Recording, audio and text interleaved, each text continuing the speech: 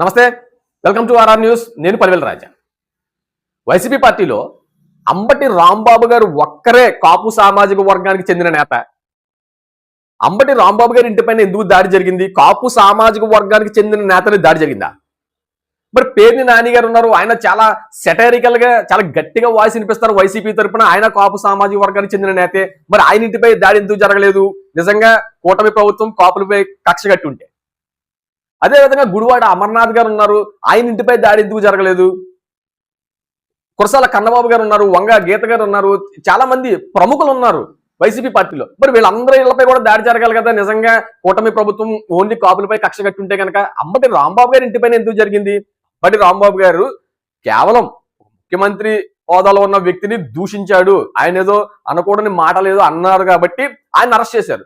దీన్ని కాపు నేత అరెస్ట్ గా చూడడం కానీ, దీన్ని కాపులకి ఏదో అన్యాయం జరిగిపోతుందని కానీ, కాపు సామాజిక వర్గానికి ఏదో అన్యాయం జరుగుతుందని ప్రొజెక్ట్ చేయడం మాత్రం ఎంతవరకు కరెక్ట్? ఇది ఓన్లీ ఆయన ఇంటిపై దాడి, ఆయన అన్న మాటలకు జరిగిన దాడిగానే రాష్ట్ర ప్రజలైతే చూస్తున్నారు. ఎక్కడ కూడా కాపు సామాజిక వర్గానికి చెందిన దాడిగా వైసీపీ నేతలు కానీ, అదేవిధంగా టీడీపీలో ఉన్న కాపు నేతలు కానీ, జనసేనలో ఉన్న కాపు నేతలు కానీ ఎవరో చూడట్లేదు. ఎందుకంటే ఆంధ్రప్రదేశ్ రాష్ట్రంలో ఉభయ గోదావరి జిల్లాల్లో కానీ, కృష్ణా జిల్లాలో కానీ కాపులు అధిక శాతంలో ఉంటారు. డిసైడ్ ఫ్యాక్టర్స్ వాళ్ళు. సీఎం పదవిలో ఎవరిని కూర్చోబెట్టాలనేది మాత్రం వాళ్ళ చేతుల్లోనే ఉంటుంది, ఆ సామాజిక వర్గం చేతుల్లోనే ఉంటుంది.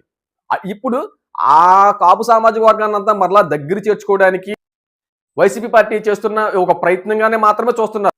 కూటమి ప్రభుత్వం ప్రత్యేకంగా అంబటి రాంబాబు గారి ఇంటిపై జరిగిన దాడిని కాపులపై జరిగిన దాడిగా మాత్రం రాష్ట్ర ప్రజలైతే చూడట్లేదు.